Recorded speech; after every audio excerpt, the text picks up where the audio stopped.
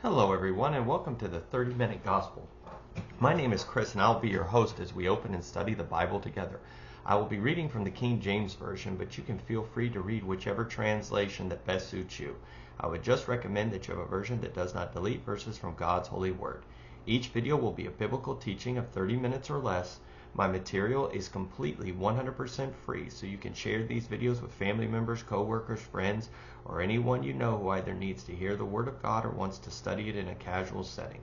The gospel is free to all, so I will not accept any donations, gifts, or beg viewers for money. Please give to your local church or a Christian organization of your choosing. You can reach out to me with questions or comments at 30minutegospel@gmail.com, but please keep your message respectful and cordial.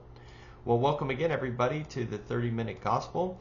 We're going to continue on. My last video that I did, we were talking about Romans chapter 9. And we discussed how, this is the second video on that, we discussed how this chapter is misunderstood by many groups of Christians. Not just one group, but many groups of Christians make the mistake to believe that this chapter deals with individual salvation. It doesn't have anything to do with that. Romans, as I reiterated the last videos, Romans chapters 9, 10, and 11, Paul is talking about the nation of Israel. It is always about the nation. You have to keep that perspective in mind. I know it's easy when you're reading this to turn it to individual salvation because it sounds like it, but you have to remember things that it's about the nation of Israel and their position now since the church is forming. God seems to be bringing Gentiles into the church. So the question becomes, well, what about the nation of Israel? Has God done away with them?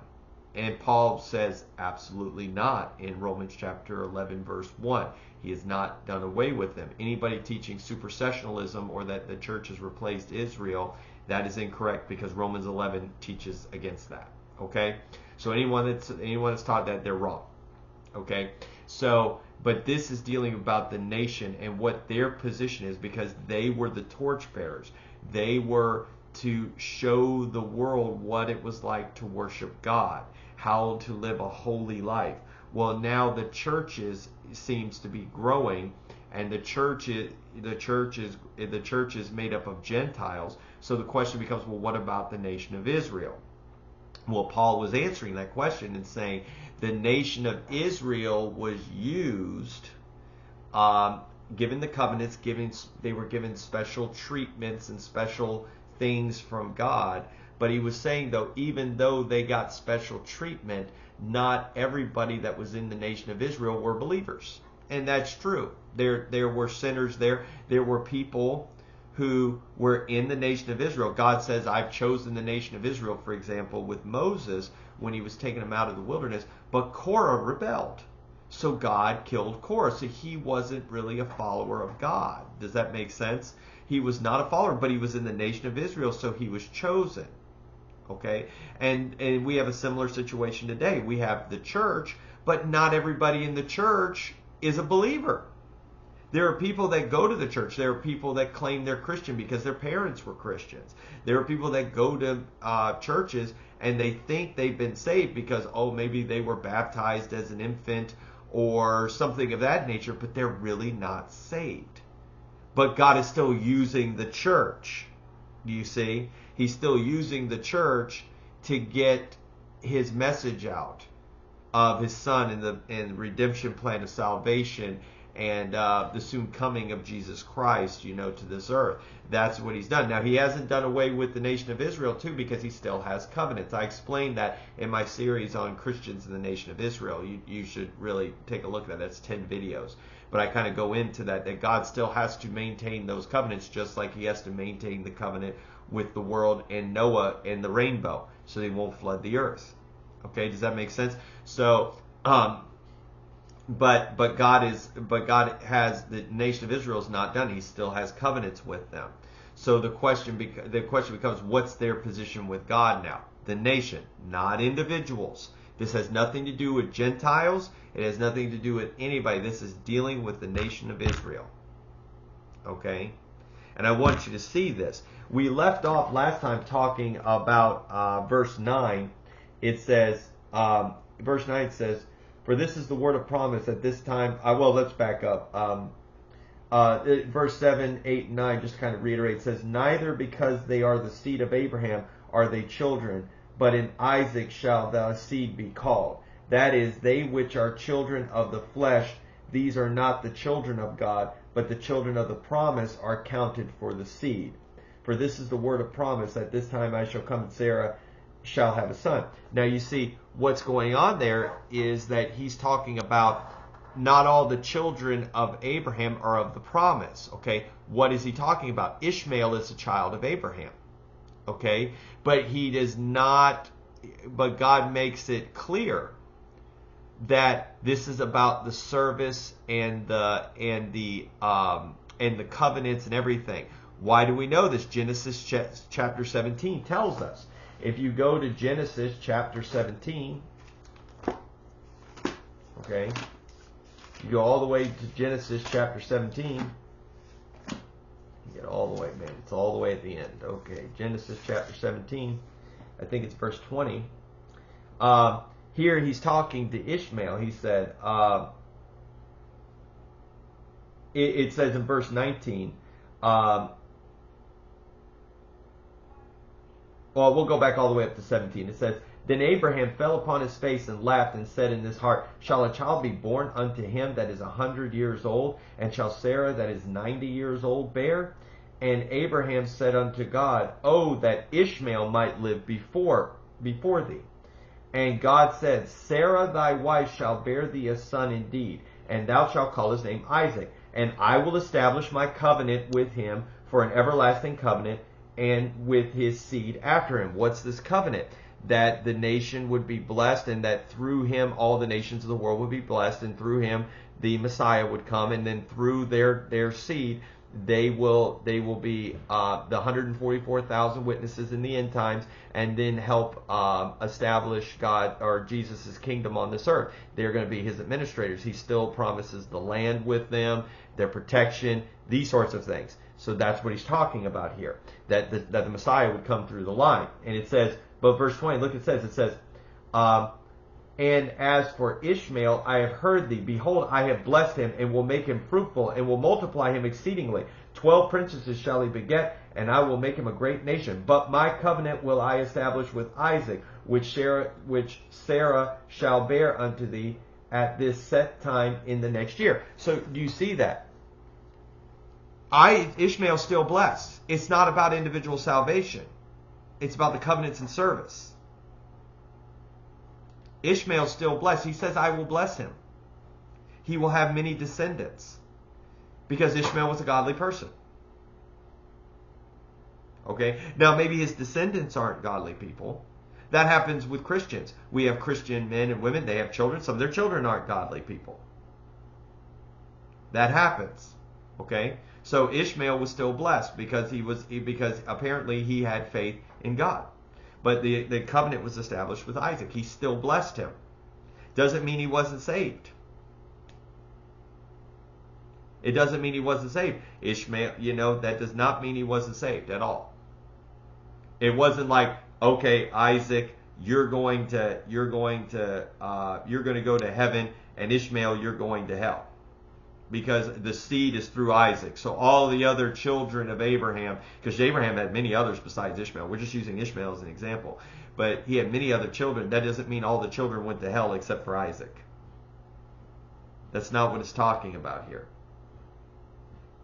Okay? It's talking about the nation as a whole. Okay?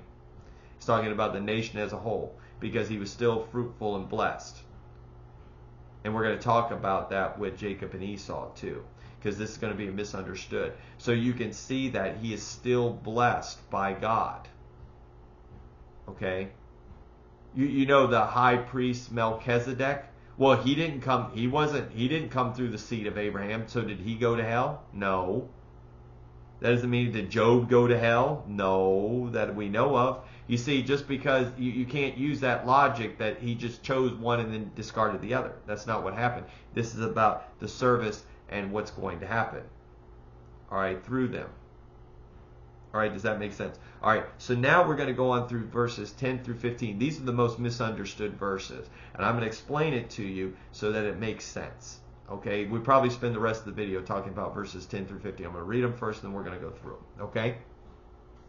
It says in verse 10, Romans 9, and not only this, but when Rebekah also had conceived by one, even by our father Isaac, for the children being not yet born, neither having done any good or evil, that the purpose of God according to election might stand, not of works, but of him that calleth, it was said unto her, the elder shall serve the younger.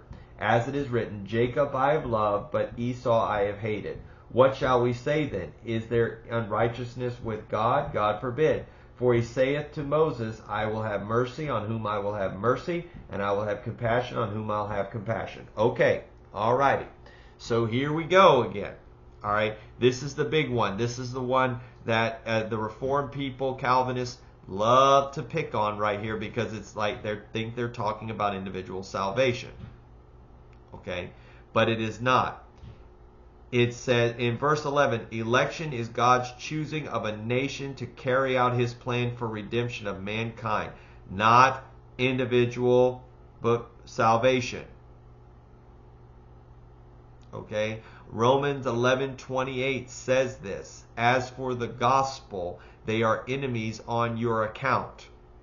Okay, I'm kind of summarizing. They're enemies on your account, meaning the Jews are. But as touching election, they are beloved of the Father they are beloved of God because of the forefathers, is what they said. So this election thing, see, is right there. He's talking about it here in Romans 9, and then he's talking about it in Romans chapter 11. Same word, election.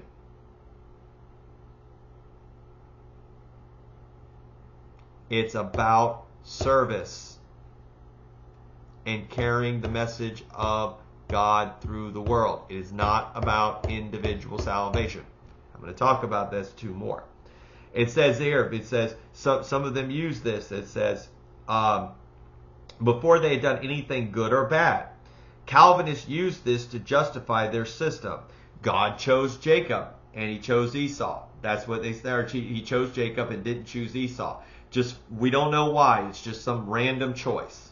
Before they had done anything good or bad. Okay, he chose Jacob for salvation, Esau he condemned. That's their line of reasoning. But they haven't looked at this, that this is not about individual salvation. That's the point. It's about the choice of who's going to carry on the line. It has nothing to do with that. Okay?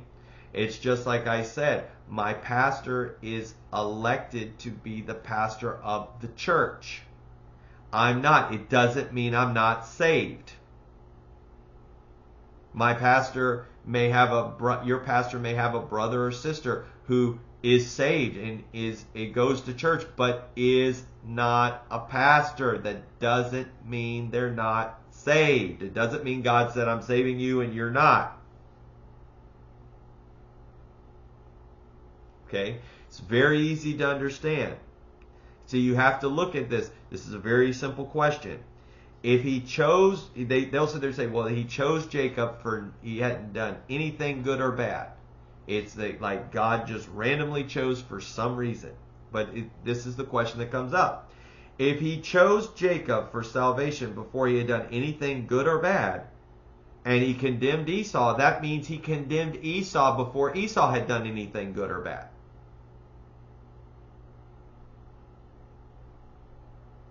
That means God is completely arbitrary. Now they'll say that, they'll go, well, they'll say something like, well, no, Esau was condemned for his sin. Well, okay, well then that means God had foreknowledge of what Esau was going to do. And maybe he had foreknowledge of what Jacob was going to do and how they were going to act. And God made his choice of election based upon their attitudes and their hearts and how they were going to react. You can't have it both ways. You can't say, well, he chose Jacob for no other reason, but he just chose Jacob.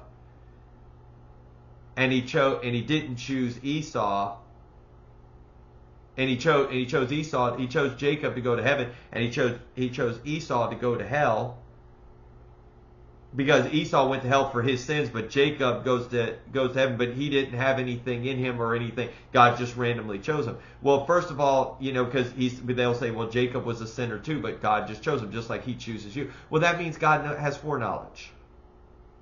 You're saying he knows because it says before they've done anything good or bad. So by your system, God has foreknowledge, and maybe he's making those choices based on foreknowledge. No, he's not making those choices based on foreknowledge. How do you know? Now, here's the one thing it says. I say God has foreknowledge and knew that Esau would despise his birthright. That's what it says in Genesis 25:34. Okay?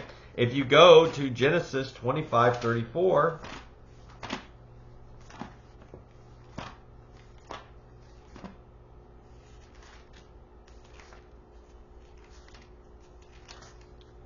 okay, go to Genesis chapter 25, verse 34. This is the famous story about how Esau sold his birthright because Esau was born first.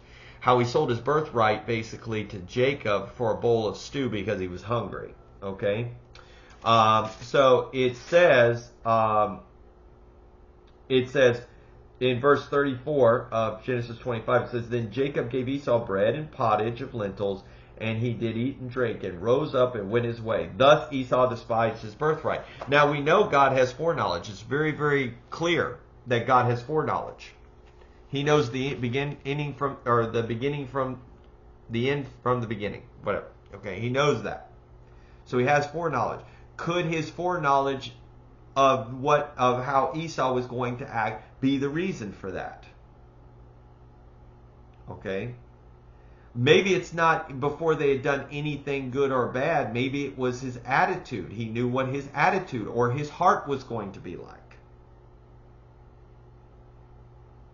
All right? You see? Now, this is what I'm saying. God, this is what you have to understand. It says, notice what it says. It says before they had done anything good or bad. All right? Well, that's true. God had made the selection of Jacob over Esau before they were born. They hadn't done anything. That is true. They hadn't done any good works or showed faith toward God. That is true. That's what happened. But he had foreknowledge of what was going to happen. You see?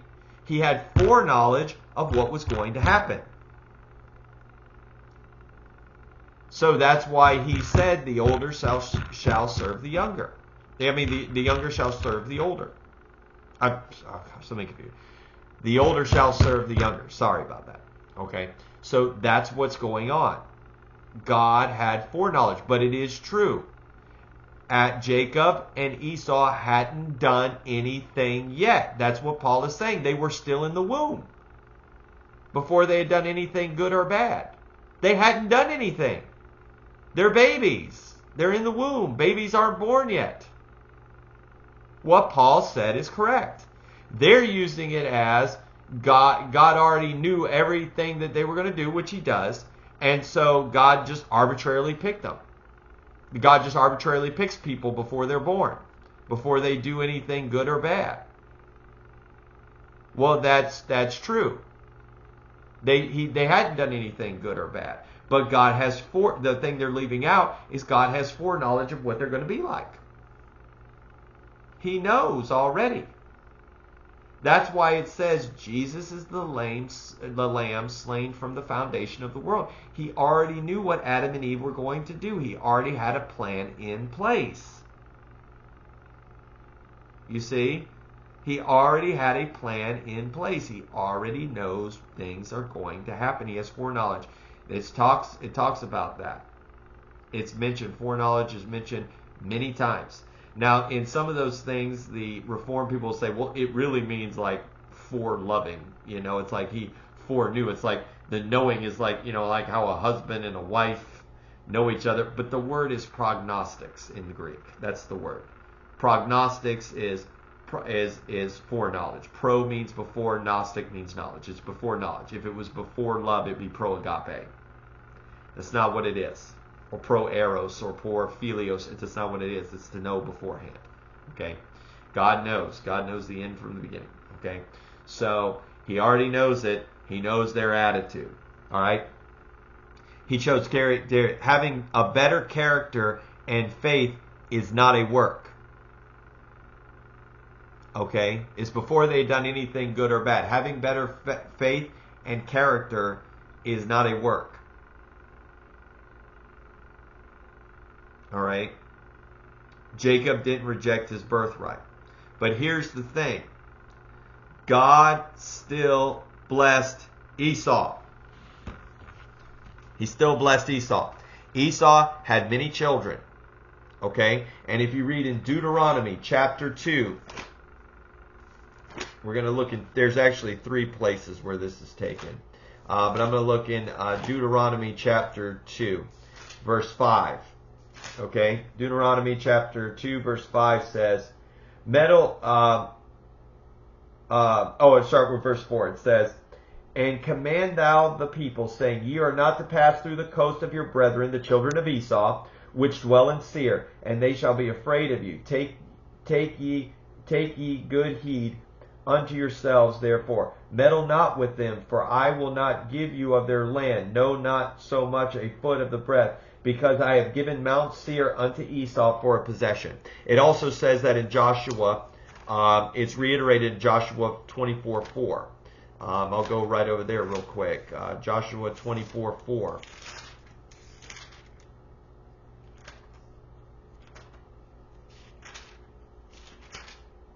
24:4 says, And I gave unto Isaac Jacob and Esau, and I gave unto Esau Mount Seir to possess it. But Jacob and his children went down into Egypt. Okay? Esau still received a blessing from his father. He still received it, which came from God. Genesis 27:39 also reiterates this. So he gave that land as a possession to them. Okay? He gave that as a possession to them. All right? So this is about service. Okay? It's not about blessing. There's nothing in the Bible that says, it says he despised his birthright, but it doesn't say Esau wasn't saved. It says his descendants were. I don't have time to go in that. The next video we'll talk about Jacob I loved and Esau I hated, because that's a very complicated thing to talk about. But it's not talking about individuals. Esau was still blessed. He still was given there. Now, some of the Calvinists will say, well, that's common grace. You know, like Ishmael received common grace. How do you know that? How do you know Ishmael's not? That's common grace. God, Ishmael, he was blessed with all these things, just like atheists are blessed with certain things. Well, that may be true, but how do you know Ishmael wasn't saved? The Bible doesn't say anything about his salvation. You're assuming he wasn't saved because he didn't come from Isaac. You're assuming that. You have no clue. Was Solomon saved or not?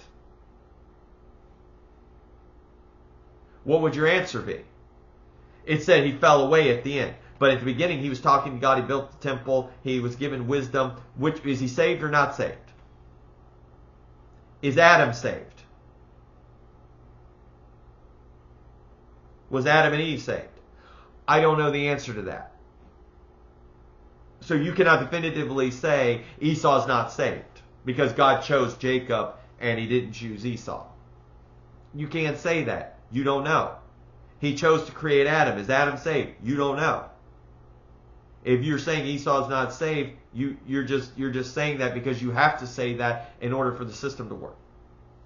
In sort of your belief that he selects certain people for salvation. It has nothing to do with that. It's not about individual salvation. It's about carrying on the line of the Messiah. And who God is working through now. Doesn't have anything to do with salvation. Any Jew can join. It's not that he isn't choosing the Jew. Any Jew can join. See, that's the thing about the nation of Israel. Anybody could still, God worked through the nation of Israel to promote who he was and to show people how to live a godly life. Anybody could join the nation of Israel. People joined it. Rahab did. Ruth did. There were Jews out, there were people outside that came in. It says that when they were leaving Egypt, there were some Egyptians who came with the Jews. You could go. God dealt with other people. He dealt with Nebuchadnezzar. Sounds like was Nebuchadnezzar saved? I don't know. He did some things, but then he praised God on other things. You see? You don't know. God talks about that, okay? We don't know definitively. So to say definitively that he condemned Esau, you don't know. He gave him Mount Seir. Well, that's common grace. He didn't get the special kind of grace, with the irresistible kind of grace that leads to faith, which that doesn't compute either. Faith, you have access to the grace through the faith. That's what it says in Romans. Romans chapter 5, verse 2. You have faith, then you get the grace. Okay? You don't have grace before faith. It doesn't go irresistible grace, then faith. That's not what it talks about. That's got it backwards. All right? So, you don't know whether or not they're saved or not. You don't know. It's not definitive. Okay? This is because this chapter is not talking about individual salvation. We don't know anybody's individual salvation. We assume, like, for example, Peter's saved. I assume he is. I can't say definitively 100%. You know, I don't know. I don't know who if my neighbor is saved or not. They say they are. They go to church. I don't know. Okay, but what this is talking about is the covenants, and this is talking about what was the first verse in this talking about? The nation, or the first few verses talking about the nation of Israel, not individual salvation. So to personalize this and make this about individual salvation of why some people believe and some people don't believe. See, that's a good question too. The Calvinists will ask that question. Why do some people believe and some people don't? Okay, the Bible answers that question. They don't answer in Romans 9. It's answered in Psalm 51. The fool says in his heart there is no God. Why don't some people believe? Because they're fools.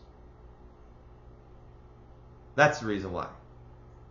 It's not because God made them fools and kept them in their foolish behavior. That's not what happened. They say in their heart there is no God. That's why some people believe and some don't. Okay, but we'll end it here, okay? But we'll go on. We still have more about this. We've still got to cover the rest of those verses. But I thank you all for tuning in. If I always encourage everybody to like and share this video, and make sure you hit the subscribe button on the channel so you know when videos are coming out. I also have a Facebook page. It's called 30 Minute Gospel with Chris. You can like and share, or like that, and follow me on Facebook. I also have a Rumble channel with these videos on it too, if you prefer Rumble. So yeah, I definitely have a video too on my Facebook page. On my YouTube page, that is Peace with God, the gospel message. I encourage you all to share that with any unsaved family, friends, co-workers, whoever that need to hear the gospel, because we need to get it out as soon as possible right now, as much as we can, because the time is running short. Okay. Also, you can write to me if you want to. If you want to send me an email, my email address is 30minutegospel@gmail.com. That 30 is a 30. It's available in the description of this video. And also, it is available on my YouTube channel. But please, no vile or vulgar messages. I just won't read them. Okay? Well, I thank you all again for tuning in. And I'll leave you with this. Just remember, as Theodore Roosevelt once said, a thorough knowledge of the Bible is worth more than a college education. God bless you all.